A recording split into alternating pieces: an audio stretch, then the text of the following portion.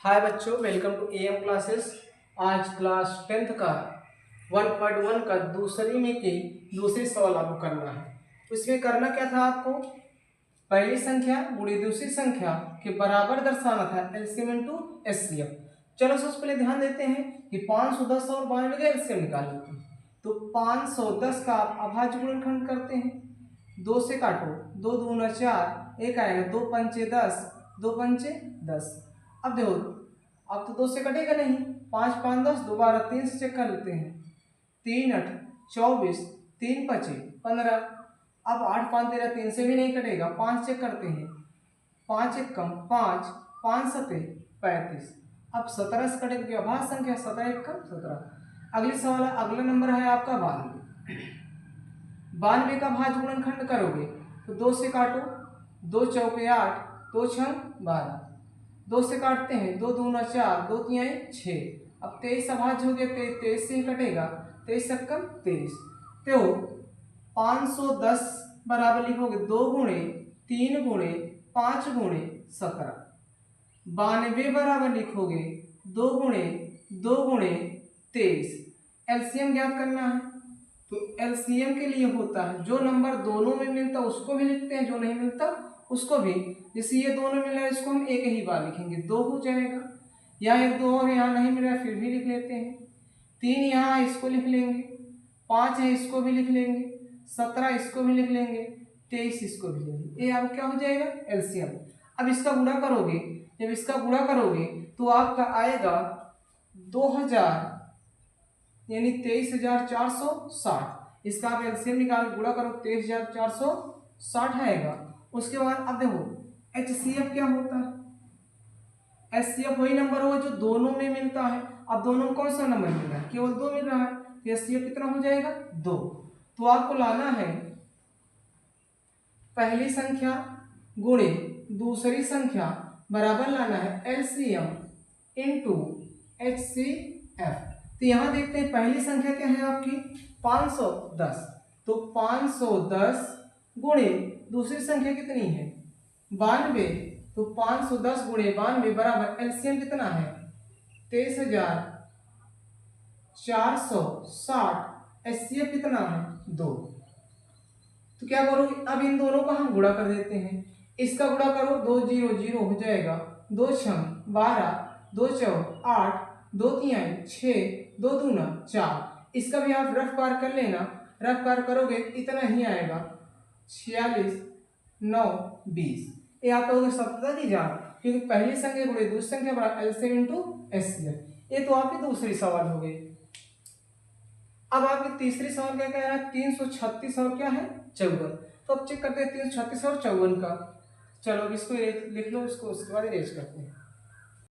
आपकी प्रश्न वाली 1.1 की दूसरी इनकी 2 सवाल हो गई है। तीसरी देखो क्या है 336 और क्या है 54। आप उसमें क्या करना है, पहली संख्या और दूसरी संख्या बराबर आपको लाना है एलसीएम इनटू एचसीएफ। यानी आपको ये दर्शाना है पहली संख्या गुणे दूसरी संख्या बराबर एलसीएम इनटू एचसीएफ। ये चीज आपको सत्यापित करना है।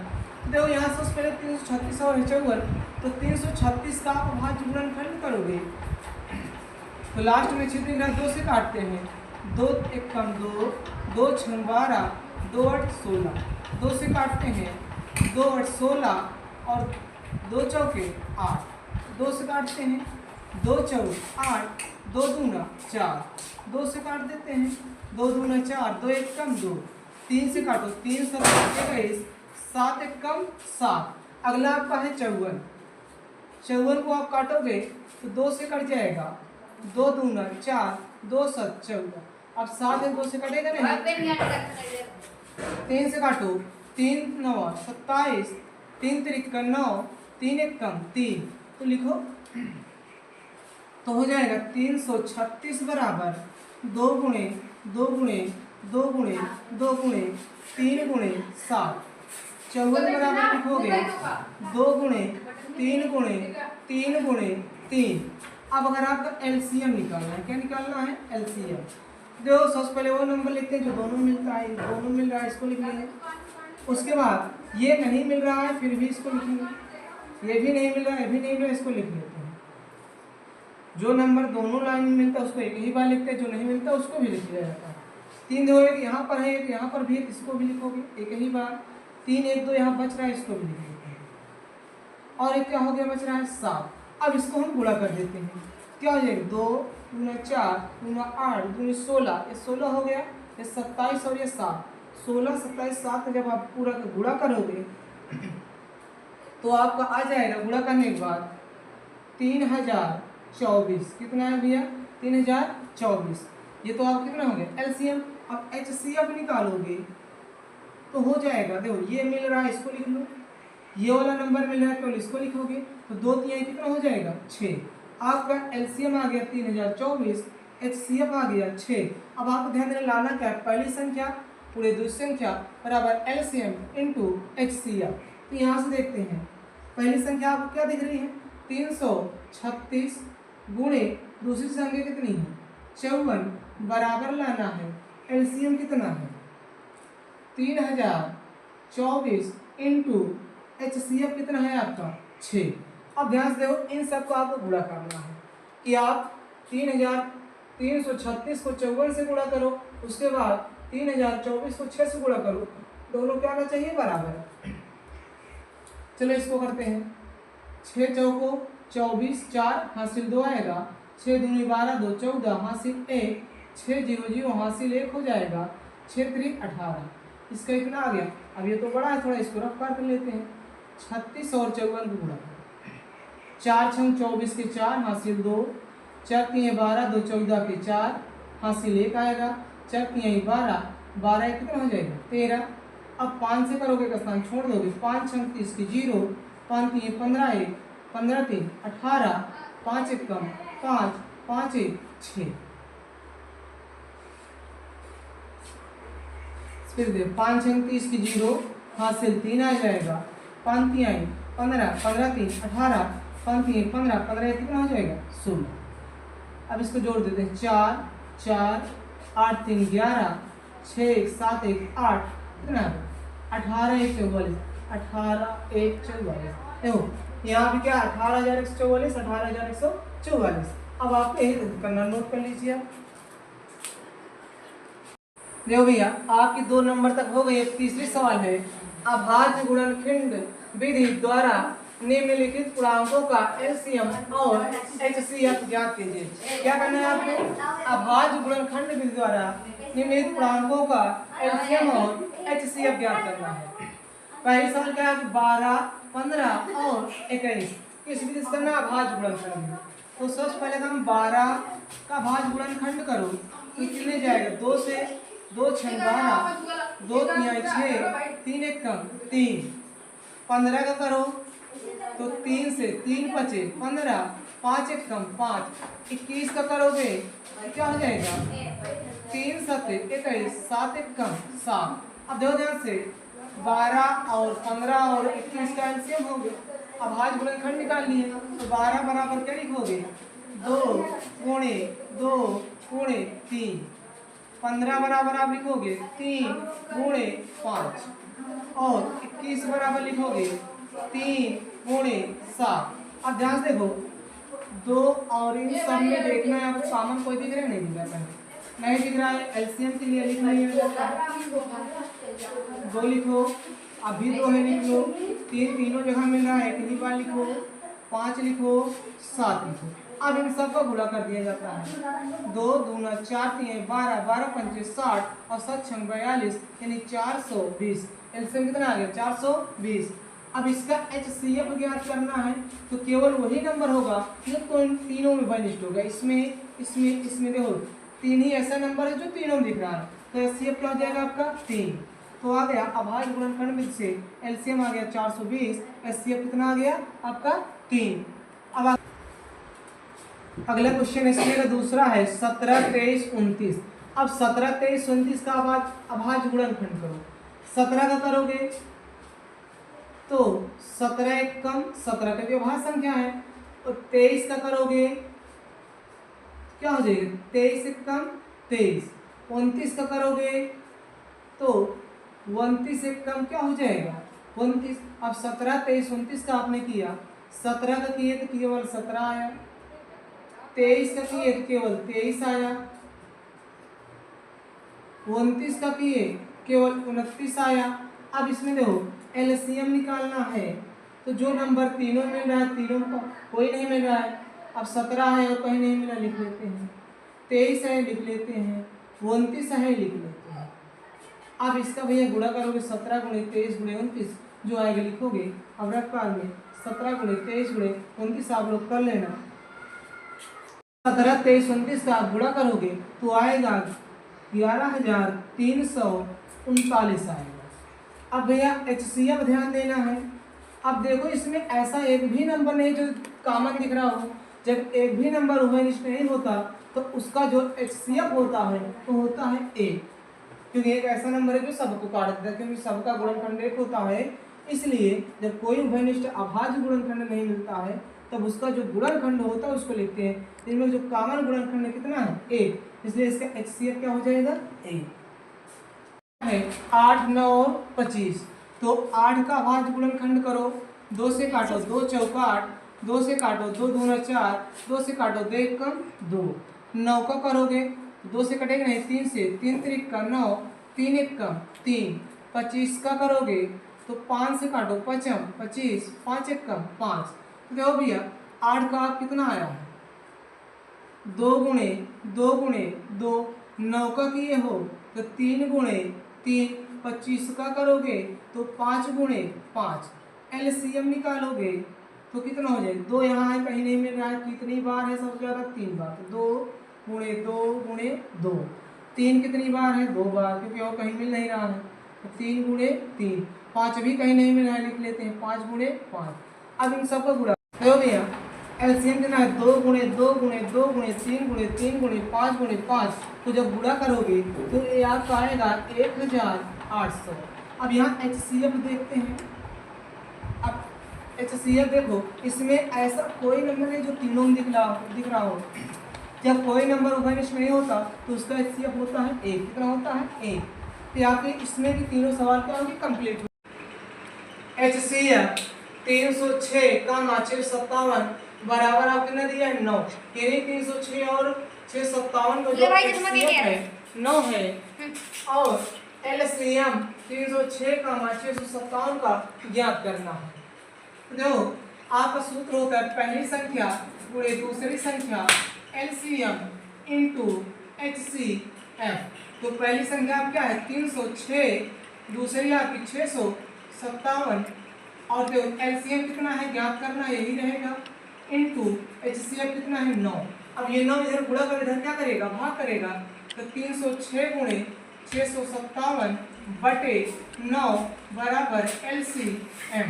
तो 9 से काट देते हैं इसको, 9 त्रिक 27, 3 आएगा 9 चौक 36, तो आएगा 34 गुणे 657 बराबर LCM। इसको आप गुणा करोगे तो आपका आएगा, इसको आप रफ कर लेना 657 गुणे 34, 4 सत्ते 28, 2 4 पंचे 20, 2 22, 4 छंग 24, 24 2 26, कैंसिल, 3 सत्ते 21, 3 पचे 15 1 16, 3 छंग 18, 3 सत्ते 21 के 3 पचे 15, 15 2 17, 3 छंग 18, 18 कितना हो जाएगा 19, तो जाएगा 8 2 1 3, 7 6 13 के 3, 9 2 11 1 12, क्या हो जाएगा 1 1 2, यानी 22,338। क्या हो जाएगा 22,338 LCM। तो जो आपका इसका और इसका LCM कितना आ गया 22,338। तो लिखोगे LCM 306 comma 657 is equal 22,338। Note कर लीजिए। अब अगली सवाल इसके बाद आपको पांचवा क्वेश्चन है, जांच कीजिए कि क्या किसी प्राकृतिक संख्या n के लिए संख्या 6 की पावर n अंक 0 पर समाप्त हो सकती है। अब ये चेक करना है क्या किसी n जो है आपकी क्या हो प्राकृतिक संख्या, यानी n का मान 1 2 3 4 ये क्या हो प्राकृतिक संख्या, और 6 की घात n आप चेक करना क्या लास्ट में 0 आएगा या नहीं आएगा। तो पहले हम चेक कर लेते हैं। तो 6 का अगर हम घात 1 रखेंगे तो कितना आएगा, 6 छंग 36। अगर 6 की घात 2 रखते हैं तो 1 रखेंगे कितना आएगा 6, 2 रखोगे तो 6 को 2 बार गुणा करो, 6 छंग 36। ऐसे आप करते चले जाओगे, नहीं आएगा। लेकिन जो इसका रूल होता है, सबसे पहला काम आप 6 का भाज्य गुणनखंड करो। तो 6 का भाज्य गुणनखंड करो, 2 तिहाई 6, 3 एक का 3। तो अभाज्य गुणनखंड करने पर तो 6 का भाज्य गुणनखंड आया 2 गुणे 3, कितना आया 2 गुणे 3। तो देखो भैया, अगर दिए हुए अंक में आधार का गुणनखंड 2 और 5 के रूप का होगा, यानी आधार का जो गुणनखंड है का गुणनखंड जो है खंड 2 और 5 के रूप, यानी 2 गुणे 5 के रूप का होगा, तब संख्या 0 पे समाप्त होगी। तब संख्या 0 पर समाप्त होगी। लेकिन इसमें ध्यान देना है, 6 का भाज्य गुणनखंड की कितना है 2 गुणे 3, तब ये संख्या 2 गुणे 5 के रूप की नहीं है, अतः यह 0 पे समाप्त नहीं होगी। ठीक है, 6 का अभाज्य गुणनखंड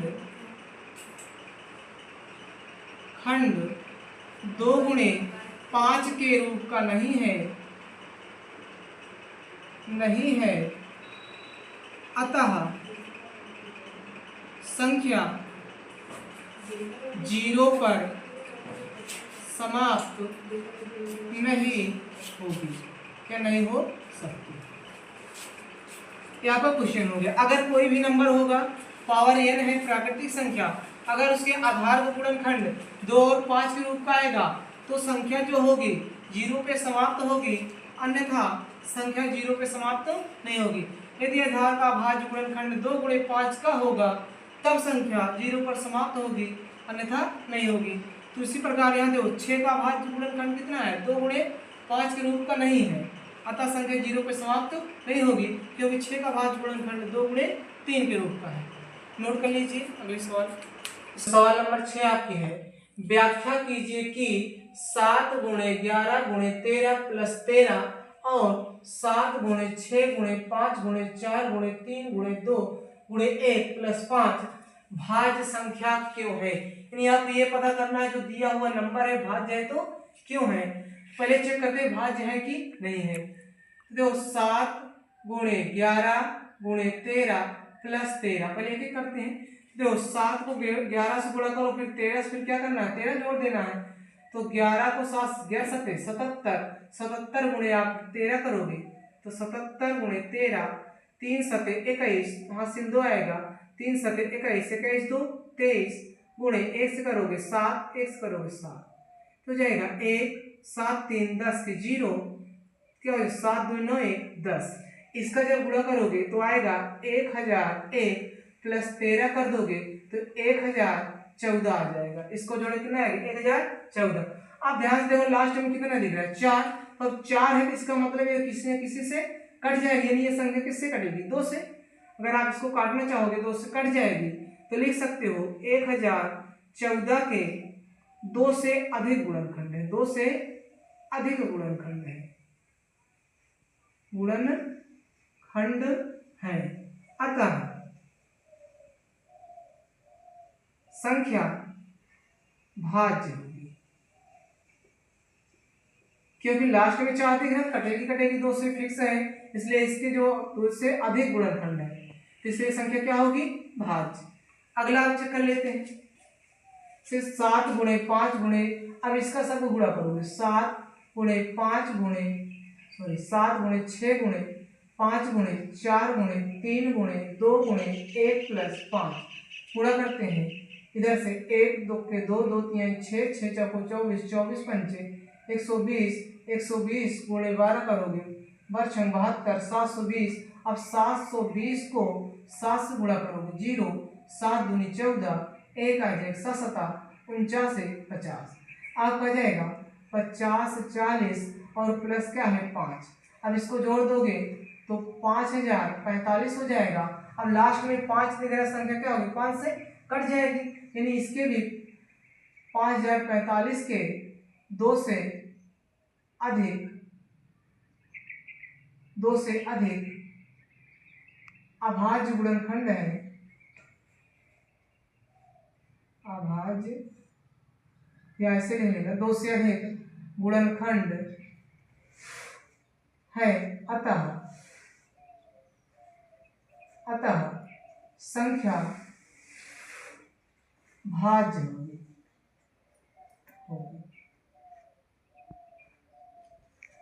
अगले सवाल है, किसी खेल के मैदान के चारों ओर एक वृत्ताकार पथ है। इस मैदान का एक चक्कर लगाने में सोनिया को 18 मिनट लगते हैं। सोनिया को कितना मिनट लग रहा है? सोनिया जो है, सोनिया एक चक्कर में बराबर 18 मिनट, यानी एक चक्कर लगाने में इसको कितने लग रहे हैं? 18 मिनट लगते हैं। और इसी मैदान का एक चक्कर लगाने में, उसी मैदान का एक चक्कर लगाने में रवि को 12 मिनट, रवि को कितना लग रहा है? रवि को एक ही चक्कर में, एक ही चक्कर का लग रहा है 12 मिनट। सोनिया एक चक्कर लगाते 18 मिनट में, रवि लगाते हैं 12 मिनट में। फिर कह रहा है, मान लीजिए वे दोनों एक ही स्थान और एक ही समय पर चलना प्रारंभ कर एक ही दिशा में चलते हैं। जब इसमें लगातार कोई शब्द आ जाएगा, एक ही दिशा, एक ही स्थान, एक साथ मिलेंगे, दोनों एक साथ की बात जब होगी तो हम क्या करते हैं? 18 कामा 12 का एलसीएम निकाल लेते हैं। दोनों एक साथ एलसीएम हो जाएगा 12 कामा 18 या 18 कामा 12। तो अब 12 और 18 मिला से निकालो, अभाज्य गुणनखंड कर दो। 2 से जाएगा 6, 2 से 3, 3 से 1, तो हो जाएगा 12 बराबर आप लिखोगे 2 गुणे 2 गुणे 3, 18 है। 2 से काटो, 2 9 18, 3 से 3, 3 से 1, तो 18 बराबर हो जाएगा 2 गुणे 3 गुणे 3। जब एलसीएम निकालोगे तो इसका जोड़ा बन रहा है, इसको एक ही बार लिखते हैं। ये नहीं बन रहा है, लिख लेते हैं। इसका बन रहा है, इसको भी लिख देते हैं 3, और इस बच रहा है, इसको भी ले लेते हैं 2 दूना 4, 4 3 12 बढ़ती हैं 36। तो कितने समय बाद ये दोनों मिलेंगे? 36 मिनट बाद। कितने में? 36 मिनट।